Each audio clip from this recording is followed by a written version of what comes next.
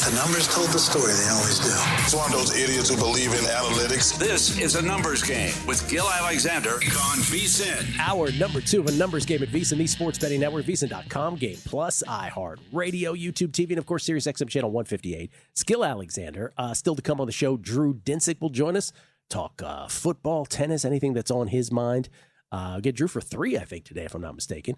Jeff Parles will join us later. He's got season-long NFL and college football thoughts. And Joe Sheehan on Major League Baseball is going to join us here before the show is over. Thanks to Mark Borchard, by the way, for doing the Q3 derivatives with us. Always a fun exercise. We get tweets beating the book. GV, New Jersey, New York. Question for Borchard. Oh, sorry, I missed him now. He says, I know he's mentioned he's high on Philly before. I watch that team every night. Pythag has them 6 wins luckier than what their record should be. The bullpen outside of Duran is eclectic. Is there something I'm missing from the advanced stats that he sees? Meaning you think that you don't buy that the fact they're going to regress, I think is what you're saying. I'll pass that on to Borchard. But yeah, Pythag, keep in mind, is just a reflection of what has already happened, right? Runs produced, runs allowed. It is in no way a reflection. It is no way predictive moving forward. Pythag. It's just a commentary on what's happened, as is sequencing, by the way. It's just a question of that. But yeah, well, I'll pass that on to Borchard. He'll give you a more thorough answer. Auburnist, thinking about the tennis rules, would not scoring when someone withdraws encourage match fixing? I'm not sure what not scoring means there. Also, what is the stated reason for not scoring? We're just talking about what I was talking about earlier was just betting results and grading. Not sure. I need a clarification because you're saying, is it like baseball run line rules where it was started because a bookie didn't want to pay? By the way, match fixing is always something that is levied against this player. I don't know about always, but oftentimes levied against players who make a very sort of late withdrawal from matches. But there's all kinds of ways to fix tennis matches, not just that way, right? Tanking sets, particular games, it's a whole thing. Eric Bigiar, buddy from William Hill Caesars. Love the baseball betting show. Thank you both. On regression candidates for pitchers like Erod, they don't have sexy numbers or lights out stuff, but they know how to pitch. John Tudor, Jamie Moyer come to mind. Does that give you pause to fading them, or you just trust the numbers? I actually passed this on to Borchard before he left air, Eric, and he goes, did you trust Jamie Moyer when he came on the mound? The actual answer from Borchard is he always trusts the numbers, which is exactly what I would expect him to say. Jesse Welch, the over 9.5 on Sharif's on today's show, cashed easy winner right away in the first hour. And Freedom, Kyle Manship 5. I heard you talk about Sharif, the tennis player, earlier, and now once again I'm singing Sharif Don't Like It and can't stop. A little bit of Sharif yesterday, a little bit of Sharif today. I wonder if Drew knew that those were the lyrics to The Clash's Rock the Casbah. Drew Dinsick joins us now, courtesy of the Progressive Guest Line.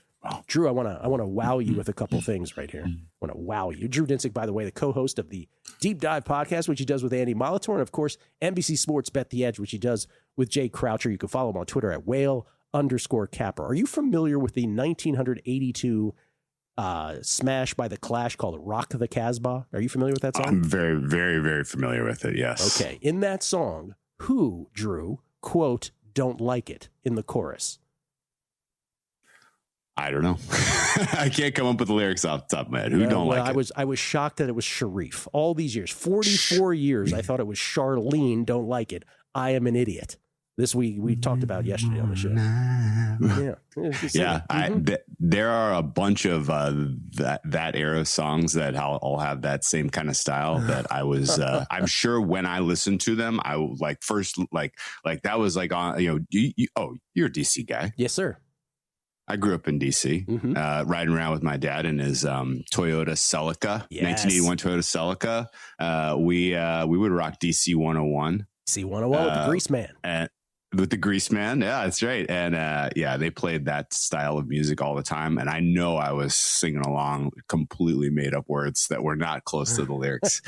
Kids don't appreciate it, Gil. You couldn't pull up like azlyrics.com or whatever back in the day and know exactly what they were saying. You just had to guess. Yes. And the British invasion, the Brit pop, in general, I'm sure I was just making up whatever. So yeah, Charlene instead of Sharif. Yeah. And then Maya Sharif came out. It was a whole thing. Drew, we should just go through DC radio stations in the mid '80s when we for the rest of the hour. So this is the other thing. The one that really shaped me as a human was WHFS. That might have been after your time. No, I remember WHFS. They swept in and really kind of delivered some of the best alt rock in the '90s that was all paradigm shaping for me as a youth. And went to a couple HF festivals at RFK. And first concert I ever went to was an HF festival at RFK. No Doubt played just off of their their release of Orange County. Yeah. The big brass band, and they were like the eighth headliner. Like they were way down, middle of the day. They threw No Doubt out there in the sun with the brass band, and they tore the roof down. Garbage played. The Foo Fighters were there. Foo Fighters, obviously, Dave Grohl was a local hero, so they were the most well embraced of any of the bands that played. And Foo Fighters, I would still say, is probably my favorite band based on that experience alone. They were incredible. That was right before they released Color in the Shape, and they were amazing. Drew Dinsick, I'm forgetting like 10 other ones, but Bush played, Presidents of the United States, Goldfinger, the Gin Blossoms. We could go on and on, but anyway. Pour out a 40 for RFK. It makes me weep. I saw the Jackson's Victory tour there, and then so many years ago at RFK. Hell yeah. Yeah. So this I want to just segue into. By the way, we have a report from Ian Rappaport. This on the Breece Hall injury. Aaron Glenn telling reporters that Breece Hall will be out 2 to 3 weeks, but will be ready for week 1. So good news for the New York Jetropolitans. It could have been worse, as they say. Drew, I wanted to show you this from earlier. We'll segue into tennis first, and we'll get to football. But I wanted to show you this that I was putting out earlier because I had a segment to go through some like really nerdy tennis stuff, and I'm curious if you do this. This is me separated because I was on Sorana Cristea yesterday. Kalinskaya walks off the court at 5-love in the third set. So at some books, dude, it's an epidemic. By the way, I didn't make this point. If I go back to like 2023 with my spreadsheets on these, so I've sorted out all the matches where a withdrawal took place. And you'll see the score, right? I have the score at the time of the withdrawal. This just happens to be the 2026 thus far. So this is 8 units. Now I'm making a subjective. I was about to win this. I was about to lose this, right? When you get close, because in some of the ones in the middle, I don't count, right? I put them up as 0. But I was saying last year, I actually got the best of it by several units in terms of withdrawals. The year before that, I got the worst of it by just over 1.5 units. This year, I have gotten the worst of it by almost 9, by over 8 units. In other words, have gone against me. And but one of the things this just jogged my memory. If I go back to 2023 and I'm still betting hundreds of matches, there were only 4 withdrawals, right? So this has become clearly by my betting numbers, the mathematical chances of it somehow leaping from 4 of these matches to now, 20, 25 in a year. This has become an epidemic. Can anything be done about this? Anything? I think I want to say this is either somehow variance or something about your process must be making this. You must be identifying players, you must be identifying favorites who are somehow vulnerable to just giving up and I'm betting withdrawing. I'm betting the dog and the favorite is walking that's what I'm saying. Yeah, that's what I'm saying. Like you must have, there must be something about your process where you're incorporating more of this. A couple of those look like. You question whether you quit betting, like the AL of 4 plus 405. Oh my God! I wanted to kill myself. Yes, there's a couple of those on that list. I had a funny interaction with Andy. I don't know if you knew this about Andy, but probably 6 years ago, he was bored in the off season and started making college hoops numbers for mid majors only.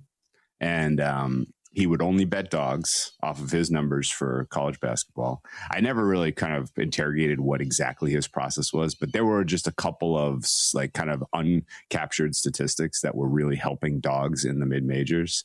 And he would just bet those dogs. And the proportion of dogs, he took the points every time. the proportion of dogs that went to overtime and then lost and didn't cover was just brutal. Impossibly large. And it was like, how are you picking teams that are keeping it that close throughout regulation and then can't cover in overtime? It was ridiculous. He had somewhere it was like plus 10. He had 10 points in his pocket, and then they would lose overtime 11-0. And it was that's the numerical. That's the quantifiable numerical corroboration of Matt Humans' comment, which he always makes, which is overtime where dogs go to die. Dogs go to die. Yeah, absolutely. And it was like you're saying, where you actually run the numbers on it, and it was like, this is statistically impossible that you could have had this many overtime losers on teams that, because like. The regulation is telling you that, yes, there was value on the dog. Yes. And yet you still ended up losing. Yeah. You made a good bet. Yeah. That's right. You made a great bet in some cases, and it still doesn't matter. And then there's the superstition that follows from that, which is, because I've said this specifically with college basketball. I remember being on, to use your example, on Wisconsin. This is like 5-6 years ago. Can't remember who they were playing. They were like an 8.5 point favorite. I was on the favorite. I was on the other side of that, right? I had no business winning it. It goes to overtime. I win. I always feel like, I'm curious about, I always feel like when I win something I'm not supposed to win, what follows is an unbelievable run of greatness. And the opposite is true too. When I lose something I'm not supposed to lose, oh my God, here comes hell. Yeah, no, absolutely. Yeah. That you gamble long enough and you identify those patterns, and there's I guess I just can't win. Like you made a great bet. You got incredible closing line value. The boys and girls, game state was in your favor the whole time, and then right out the window. No one said this was easy. I don't remember that ever being said on the show. Drew's tennis thoughts, if he has any plays today, his U.S. Open thoughts, his NFL thoughts, that's next on A Numbers Game right here at VSiN, the Sports Betting Network. You're here because you want an edge. That's what separates listeners from winners. But let's be real, mindset alone doesn't get bets home. Pros win because they've got the tools, the data, and the discipline. And now so can you. VSiN Pro gives you access to the same real-time insights the sharps use. No secrets, no fluff, just actionable info that moves markets. Tap the link and see why serious bettors are turning knowledge into profit with VSiN Pro.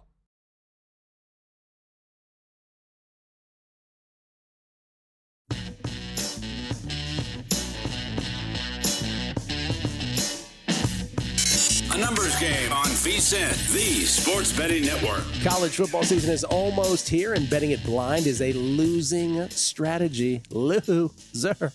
Get the VSiN College Football Guide free with VSiN Pro. It has previews of all 138 FBS teams, our preseason top 50, power ratings, proven betting systems, and best bets from VSiN's sharpest minds. That's not all. VSiN Pro also gets you the NFL Betting Guide, the Fantasy Life Fantasy Football Guide, daily best bets, real-time betting splits, AI-powered prop projections, and 24/7 video on the VSiN Watch app. Try it today for just $9.99 or lock in a full year and save 50% with the VSiN Pro annual subscription. Head to VSiN.com/subscribe. That's VSIN.com/subscribe. It's Gill Alexander. We're getting a little nerdy, a little granular here today with the betting stuff.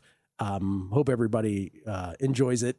For me, this is how the podcast used to be, right? When I wasn't a hamster on a wheel doing shows every single day, I got to like really talk betting and nothing else but betting. But I'm curious. I'm curious about this question. This is a great question from the Auburnist, and Drew Dinsick is kind enough to hang out with us this hour. And I'll actually bring you in for this, Drew. This is from the Auburnist. He says, he's clarifying what he was saying earlier. He says, sorry, I was talking about the books not grading the bet. He was using the word scoring, and it sounded funny. He goes, wouldn't the books want a decision on these? Is it good for them scoring it a push instead of scoring it for whoever is ahead when the withdrawal happens? So this is a great question, and I'll bring you in for this because what he's asking is, so there's shops that only require one set to be finished, and they pay you out whoever advances. But of the shops, the old school shops that require the entire match to be graded, he's asking, and I guess what he's asking, I'll rephrase it by saying, what's the reasoning for them having that rule and sticking with that rule? Yeah, this is kind of a new thing that's come about. Back in the day when I started betting tennis, it was almost every book was one set must be finished, and then we'll grade the money line. And my guess is that the kind of tendency to move to avoid everything unless the match is completed is because they had some customer it's just a kind of a customer experience decision, right? Like to your point, to the point of the question, it's in the advantage of the house to grade any market to get to have an outcome. It's their advantage. They don't want to be voiding bets. That's not good for the house. But the fact that they are voiding those, and my guess is that it's because they are voiding the handicap. They are voiding the set correct scores. They are voiding the totals. And so grading the money, grading the outcome, the money line outcome, and voiding everything else, I think they probably were just kind of making some customers unhappy. And so they elected to just void everything, is my guess. That's as good of an answer as any, I would think. I think you're probably right. Yeah. And I'll give you an example. By the way, for those wondering, which are the shops that require full grading? Bookmaker, offshore, stalwart requires full match to be played. Who's the shop here that also MGM is one set, I believe. Caesars is a full grade, if I'm not mistaken. One of those is a full grade. I think it's Caesars that requires the full match. I could be wrong about that. But up until recently, they were that way, as I recall. Yeah. So anyway, there's places that are still full. My guess is it's a customer service thing. Yeah, the online help agents got tired of answering angry questions about why did you void my over that was already home, but you graded my money line a loser. Yes, that's kind of. I think that's old. Probably. That'll get old real quick. Do you have any tennis in Cincinnati today for us? I do. I like Medvedev a lot against Nakashima. That's a good matchup for him. Yeah. Medvedev, I laid the game and a half. I think he covers the handicap there. I like minus 136 too. My fair price there is minus 158. And nothing against Nakashima. He played great in Montreal, but these conditions and the matchup style, in my opinion, solid favorite to Medvedev there. Yeah. Mostly chalk popped on my card today. I have a decent edge on Musetti over Michael Zhang. I think that the best way in, I got in at minus 179. It's minus 197 now. I think I would lay the 2.5 games over laying minus 197. So, I would still look for Musetti to come through 2-0 against Michael Zhang. Again, nothing against Zhang, solid player. I like Tiafoe versus Lerner Tien. That is still available at plus money at a couple spots. And then tomorrow, I'm going against my guy, Archer Feast. And I'm going to back a player that I absolutely hate in Alex Demonauer. But Demonauer being plus 152 right now is kind of crazy. That should be way closer to 50-50. And I think a couple of, tweak a couple of things in your model, I could convince myself Demonauer should be a small favorite there, and he's at plus 152. So I'm going to go with Demonauer tomorrow and look for some daylight against Feast. Glad to hear you're on Medvedev. That is my only tennis play in Cincinnati. Oh, you got a good price. Is Medvedev. This is overnight for VSiN subscribers. Last night, minus 128 versus Brandon Nakashima. I saw minus 133 when I first started the show this morning. But this reminds me of a match a couple days ago when Felix Auger-Aliassime was taking on Stefanos Tsitsipas. Now, some of that had to do with Felix hadn't played in a long time, hadn't played since Wimbledon, I don't think. But it's sort of like Auger-Aliassime was this very small favorite, just like Medvedev here's against Nakashima. Again, nothing against Nakashima, who just got to his first 1,000 final in Toronto. Nothing against Tsitsipas, who's having a bit of a career resurgence. But it's like, have we gotten to the point where we're so recency biased that we really think Medvedev shouldn't be a bigger favorite against Nakashima today, and Felix shouldn't have been a bigger favorite against Tsitsipas the other day? Yeah. So reminds me of that. The Felix, it's a good call. The Felix one was interesting because he skipped Canada. I think people were convinced there was something wrong. That's right. That's right. His home country. Because it was it was a little bit of a, why would you you could have won Canada. You would have been the top seed, right? I mean, second seed, I guess, after Zverev, but Zverev clearly wasn't playing for anything there. So he presumably passed up the chance at the Coupe Roger or Rogers Cup. Then we're in Montreal, so it would have been the Coupe Roger. And it was Montreal. He's a Quebec guy, I believe, right? Exactly. He's a French Canadian. Yeah. So him passing up on that, I think people people just assumed. But I tell you what, both Felix and Medvedev, I think, are interesting right now as you look at the board for the U.S. Open broadly. I would really love to see both guys pick up a little bit of steam here. Neither one is especially kind of ground down by the fatigue of the season to this point. If they can put some form together going into U.S. Open, they'll both be pretty interesting if they can land in, quarters that are not Sinner quarters. Obviously, we still haven't gotten confirmation that Sinner's going to play the U.S. Open. We haven't gotten confirmation on Alcaraz either. I expect both men will play. Feels like it. But feels like it. But yeah, I mean, the guys in like the Zverev, Shelton, Djokovic, Hodar, Fritz tier, I think are all a little short right now in terms of their price. And Felix and Medvedev at 35-1 are both players to watch. That in particular, Medvedev, like his skill set is, I think, perfectly tuned for a hard court speed like Cincinnati. Should also be able to carry that into Flushing Meadows. It's in general. This is his time of the calendar where he tends to pop a little bit because he's not as ground down by the clay and grass because he just doesn't make deep runs in those tournaments. And so, he's getting towards the end of where we're going to consider him a realistic contender at any tournament. But I really hope Medvedev puts a little bit of form together here going into the USO. Medvedev's one slam title here at the U.S. Open. Jannik Sinner minus 140, Carlitos plus 260. You expect one of them to win. Didn't he win the Australian Open, Gill? I remember him up 2-0, and he was up a break in the third. I'm pretty sure he got that across the finish line, checking, right? Checking. Oh, no, he lost to Nadal. Yeah. Oh, man. Yeah. Sinner's winning this, though, you think? Sinner?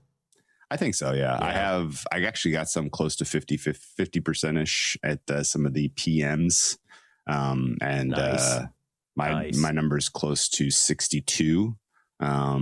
Alcaraz, actually the real fun one, I got a bunch of Alcaraz will play, which I'm excited about. Yeah. That was in like the 40s at one point after he pulled out of Cincinnati, I think. That dipped down into the 40s. I got filled a bunch of Alcaraz will play. So will he play or will he not play? Oh, he's playing. Will he show up, basically? Yeah, is he showing up? Yeah. That video, did you see his kit? That video J-Rod sent us? He's playing. Yeah. Did you see his kit? No. Good. He's got like a New York Knicks kit. Oh, smart. It's like the sleeve. It's like the sleeveless. How he likes the sleeveless tops. It's full on New York Knicks inspired.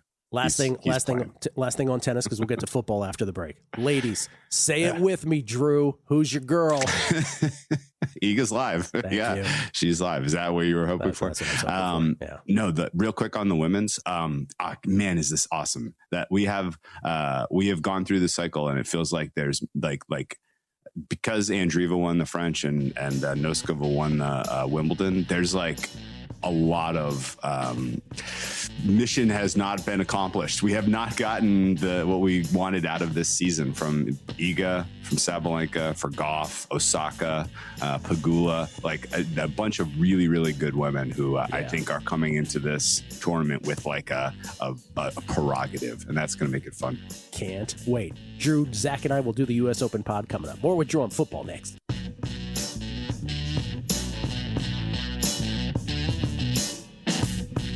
A numbers game on VSiN, the sports betting network. Don't forget about the Sharp Plays unmatched transparency with records updated daily, AI betting analysis, real-time global betting information, and alerts directly from the pros. You can scan the QR code on your screen for more. SharpPlays.com. Bonus Drew Dinsick today on this Tuesday, a third and final segment with Drew. You can follow Drew again on Twitter, whale_capper. The Deep Dive is the podcast he does with Andy Molitor. That is Dinsick Classic, and then Bet the Edge, NBC Sports Bet the Edge with Jay Croucher. Sorry I missed you and Andy at Bet Bash. I know a good time was had by all. You guys are going to be here for the contest weekend at Circa, the two of you? Yes. The spacing worked out perfectly. We had 2 weekends between Bet Bash and contest sign-up weekend, so get 2 trips to the desert, which is nice, flat out awesome. Nice. Let's talk football. You and Andy are now how many teams through the 32 NFL teams on the deep dive? We are on division number 6. 6 of 8. We are doing the AFC West. We're doing the AFC West this week, and all that's left is the AFC, NFC South. We've saved the worst for last. Yes, you have. The NFC West, AFC West have just been super fun to talk about, and the pictures coming into focus, I think. So let me just ask this randomly. What do you recall in the 6 divisions you've done thus far, or 5+, the biggest disagreement on a team that you and Andy have had, and the biggest agreement you've had? Early on, we were not on the same page with a couple of teams, but I think as we've gained more, gathered more information, made some adjustments, we've kind of come closer together. The biggest surprise was Andy was over market on the Steelers, and I was under market on the Steelers, and so I'm going to hang that over his head all season long. He's gonna every time he doesn't bet the Steelers in a given week, I'm going to try to interrogate why didn't you bet the Steelers? I thought you were over market on this team. Why didn't you bet them? And because maybe they meet expectations, but I don't know why, but beyond just like the rating of the players and coming up with a fare for them, I feel like the change from a Mike Tomlin led team to a Mike McCarthy led team is going to have some negative implications for their for their production, for their wins. I worry a bit that under Tomlin, the focus was very straightforward.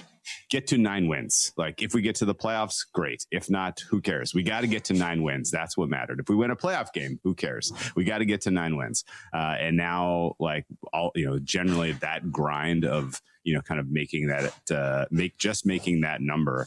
And now turning over to a new regime where that's not the priority. I think you could have a little bit of let your guard down during the regular season, and frankly, I don't think the quarterback play we saw from Aaron Rodgers affords them a lot of grace in terms of getting to 9 wins this year. Aaron Rodgers, if you kind of missed the key kind of outcomes of the Aaron Rodgers experience in 2025, he was getting the ball out of his hands at an absurdly quick rate because of the fact that he did not want to get hit. And when he went up against a violent pass rush that could generate quick pressure, he was extremely ineffective. A lot of throwaways, a lot of wasted downs, and a lot of inefficient offense. This was no better illustrated than the final 2 games of Aaron Rodgers' season, where he went up against the Baltimore Ravens with the chance to clinch a playoff spot. The Baltimore Ravens had a completely toothless pass rush last year. They could not generate long pressures, let alone quick pressures by the time we got to January. And Aaron Rodgers was comfortable in the second half, delivered some obscenely good passes, in the comfortable confines of a clean pocket, and was able to get that team barely across the finish line thanks to the missed field goal at the end of regulation by the Ravens. And then the next week, as a short favorite, I believe, against the Texans of all teams, he was a sitting duck and was completely unable to overcome the very, very strong pass rush that the Texans brought to town. And now, CJ Stroud was awful in that game. Didn't matter. Aaron Rodgers was not winning a contest against that pass rush. And as I look across this year's schedule, a handful of relatively strong pass rushes that I think are really going to dictate some tough days for Aaron Rodgers in particular. The Bengals, the Browns, and the Ravens, all with much stronger pass rushes coming into this season. I think it's going to be tough for the Steelers to find more than 2 wins in division. I think just in general, this feels like a 5 to 7 win team to me. And not that I have a problem with Aaron Rodgers, but I will not be sad if his going away party is a bit of a funeral. Yeah, I'm right on the page with you for both the Steelers prognosis and the Aaron Rodgers sentiment there at the end. What about you and Andy in terms of agreement? Was there one team where you guys were just piling on in terms of good or bad? Yeah, yesterday. I mean, we're both in the same camp of how in the world are the Broncos the third choice in the AFC West. Meaning they should be one, perhaps. Yeah, probably. I have them first. It's a funny wrinkle because we both came in with our fair ratings over market for the Broncos. We both have them favored in a neutral setting to win the AFC West. But when you look at the schedule sequencing, 5 of their first 6 games, they are 2.5-point dogs. Period. Wow. Like, it's very, very strange that it's exactly 2.5, 5 out of 6. And That's so amazing, you got to actually, take, yeah. you kind of have to make a call on the Broncos now, which is they're going to win half or more of those, those games where they're 2.5-point dogs. And if they do, then the schedule softens up a big time as they go into the middle portion of the season. Yeah, just for the radio people. Yeah, go ahead. To start, at Chiefs, home Jags, home Rams, at Niners, at Chargers, home Seahawks, and then it softens up. Yeah. They're favored against the Jaguars. The other 5 games in their first 6 weeks, they're plus 2.5 in every game right now. And so, if the chalk plays out and they are 1-5, any bet you make preseason is going to be wildly underwater. And so you kind of have the opportunity to be patient and hope that the number doesn't run away from you. But if they beat the Chiefs, Monday Night Football, if they beat the Chargers, and then they win one of Rams, Niners, Seahawks, this is now all of a sudden a 4-2 or 3-3 team going into the stretch where you have a lot of advantages. And, then they're talking about, 13, 14 wins again. And so I think it's going to be one where you're just going to have to take a stand and bet it one way or wait and then just live with the idea that you might miss out entirely on a good price for the Broncos. Andy has already bet them to win the AFC, which I was a little surprised and I didn't agree with, just because I feel like the Broncos set up as an awesome regular season team, and I'm not convinced that you're going to get the quality of play that you need out of Bo Nix and company to win 2 or 3 playoff games. But he's taken a stand already, and essentially the die is cast for Andy and the Broncos. I'm right around the same number for him, but I haven't taken any action yet. So to me, the Broncos are an interesting defense because they're rostered extremely, this is one of the best, most talented, I would say that maybe the most talented coverage unit in football. They have an awesome pass rush. They're decent run stop, and they should be a top 5 defense pretty clearly. They have a top 1 or 2 offensive line, if healthy. And so there's not really a lot of reasons to doubt that they're going to be able to put together winning football. For me, the question is really, can they stop elite running teams? They lose Jonathan Franklin Myers, who was a huge part of their run stop last year. I feel like the really elite running teams on their schedule are going to give them a tough time. Like Rams week 3 is probably a great test for them. If the Rams come into that game and they're able to, kind of play a little bit of keep away and really put the defense in a tough spot, I could see Rams winning that one pretty comfortably. But there's not a lot of elite rushing teams on their schedule, particularly in the back half of the year. But they're going to run into one in the playoffs, right? They're going to run into a Ravens. They're going to run into a Bills type of team in the playoffs at some stage. And I feel like that's probably where it ends for them. So I'm going to get a little squirrely rather than play like AFC at 15-1. I think I'm going to play like a couple of exact results, like eliminated in the playoffs at the divisional stage or in the conference championship. Man, once we start talking football, everything else goes out the window. It's just your juices started flowing. It's amazing. Before you go here, we have 60 seconds. Anything week 2 preseason that still exists? I'm mostly going to try to find some angles into the who wins practices. Okay. I think the one that I have circled most sincerely right now is the Patriots Eagles joint practices.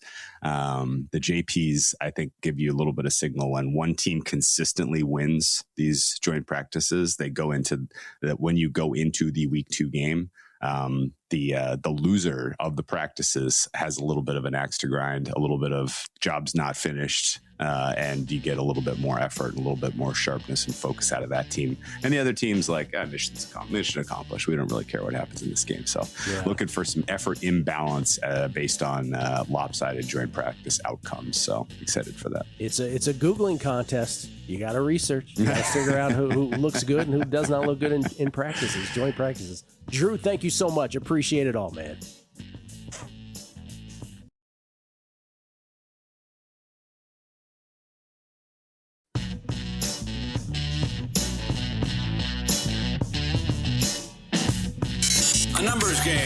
VSiN, the Sports Betting Network. Back on a numbers game live from Circa Resort Casino, downtown Las Vegas. It's Gill Alexander. Solo today.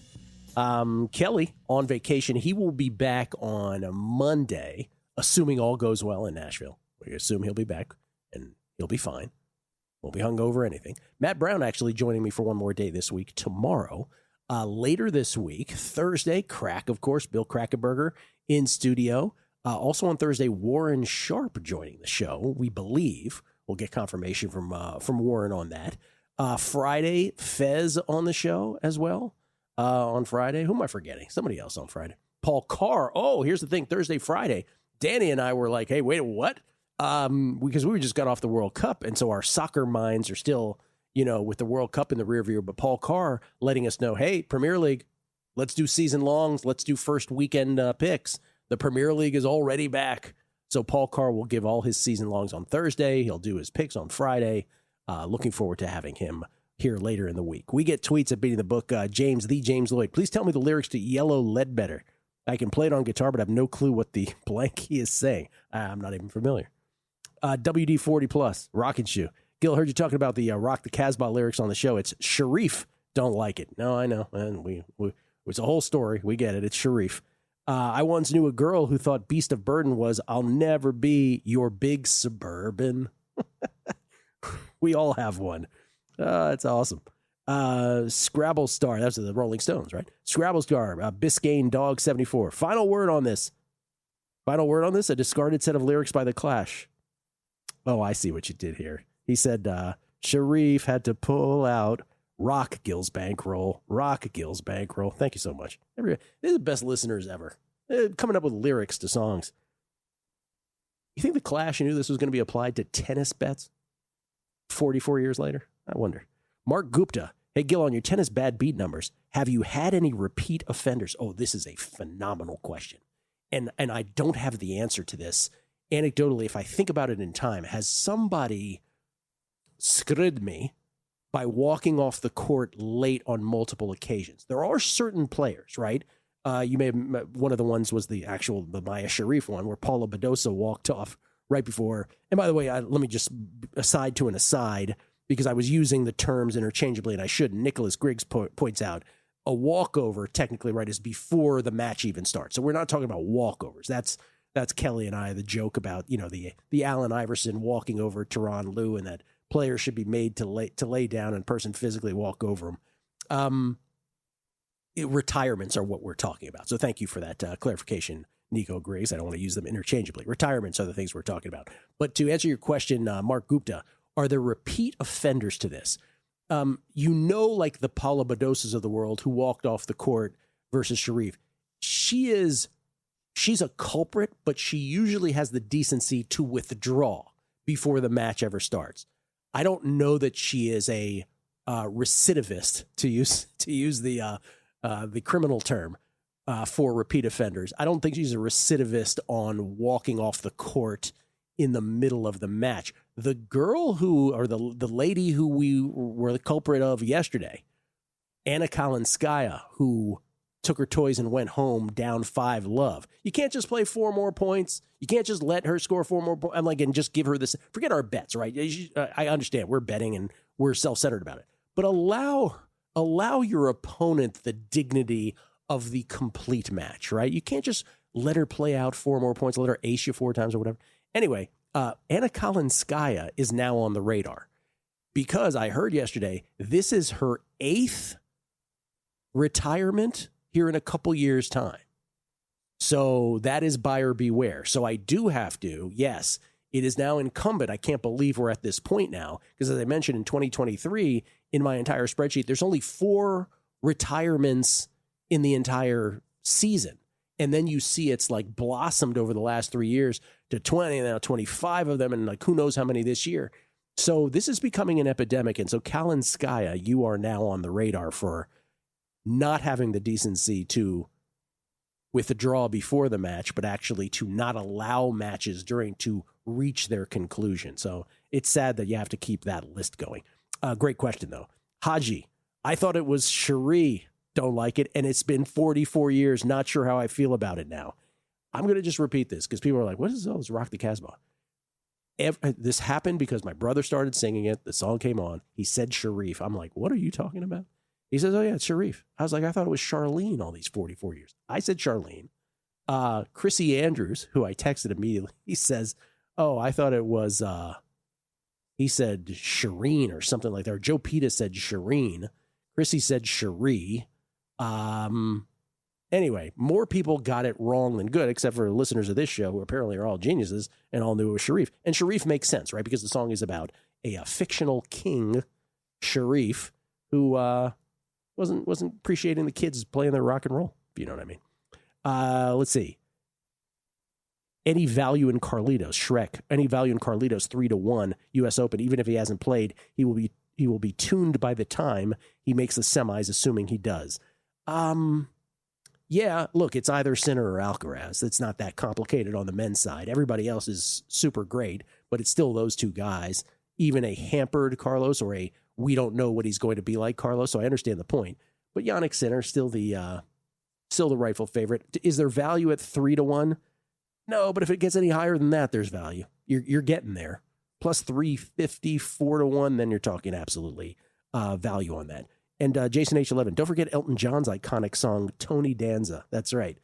Tiny Dancer made famous. Tony Danza made famous by, was it Lisa Kudrow as Phoebe in Friends? Was that an episode, I believe, where she misread it as Tony Danza, Tiny Dancer, and they called her on it? That's an outstanding one. And Eagle Marine letting us know that in terms of tennis grading, the score, if anybody who bets at the score, if you're betting tennis, this is awesome. Formerly ESPN.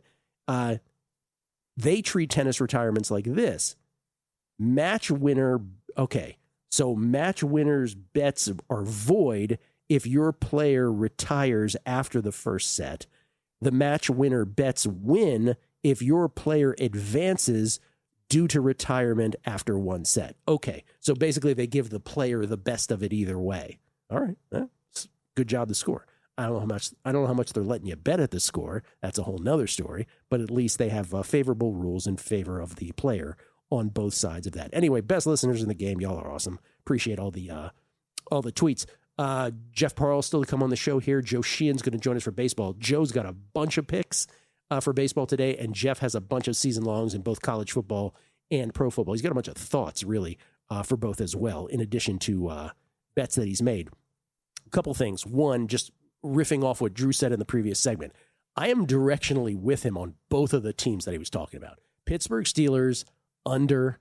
I finally feel, and I'm not like Kelly who does this every year, so I don't want to be accused of that. But I do think this is the year where they fall under their season win total. Again, Aaron Rodgers is going to be 43 years old in December. I do not expect that team to be competitive this year at the top of that division. I know we've said it at least once or twice before, and it hasn't happened, but I do think that's the thing. I want to follow up more, though, on the Denver Broncos note from Drew, because he and Andy Molitor talking about they can't believe the Broncos are sort of slotted as third in the AFC West with Kansas City and the Chargers ahead of them. I'm sort of coming around to that as well. Again, in the Chargers case, it is simply the schedule is brutality, right? After the first two games, it is a gauntlet. And say what you will about the Chargers, but I don't think anybody would be shocked if they didn't meet some of the expectations of the market. The schedule is ridiculous. Kansas City, we said yesterday with Matt Brown. It's the first year last year where Patrick Mahomes, you didn't see him put on the cape and just come to the rescue. And so I don't know what we can expect with the Chiefs. I do think the Kenneth Walker pickup is huge for him, behind him in the backfield. I think that's sort of an undervalued thing, but there's a lot more question marks with the Chiefs for me than there is certainties. The Broncos, I'll just go through some of the notes again about the Broncos. Last year, 14-3, they were 11-2 in one-score contests. So I get it. There's gonna probably be some regression on one-score contests. But they helped themselves out with Jalen Waddle because Bo Nix's numbers over the middle were bad. Jalen Waddle makes his hay over the middle. That's great. The defense, though, is the key to it all. And as long as you have Nick Bonito and Patrick Surtain manning the middle, manning the back end, this is going to just be a stay-the-course defense. And I just want to say, with all the stuff about the one-score games regressing to the mean, let's talk about something that is likely to see positive regression, and that's takeaways. They fell, the Broncos did, from 26 in 2023 to 25 takeaways in 2024, and then just 14 last year in 2025. So that, for all the people talking about the one score stuff, you got to have a full picture. Throw in the takeaway stuff, which is just as likely to regress as a one score thing is, and it sort of balances that out. So don't let anybody sort of talk you in to the one score things like they successfully did or they correctly did with the Chiefs, going from 2024 and then regressing horribly in one score games in 2025. There's a bigger picture when it comes to the Denver Broncos. Joe Sheehan on baseball, Jeff Parles on football. It's next. It's a numbers game at VSiN, the Sports Betting Network.